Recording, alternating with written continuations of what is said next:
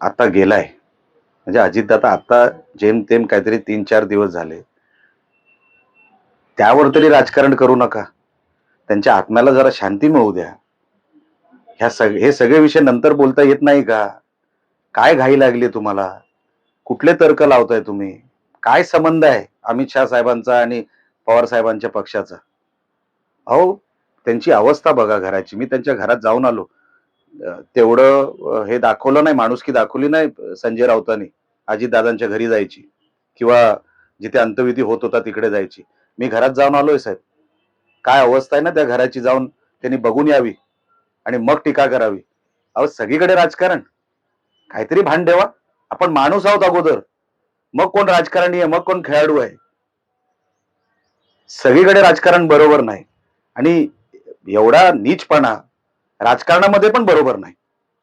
कुठेतरी स्तर असला पाहिजे राजकारणाला. कुठेतरी मर्यादा असल्या पाहिजे. माणूस गेलाय हो. करता माणूस घरातला गेलाय. आपण काय बोलतोय? जरा तरी भान ठेवा. सगळीकडे नीचपणाने वागू नका.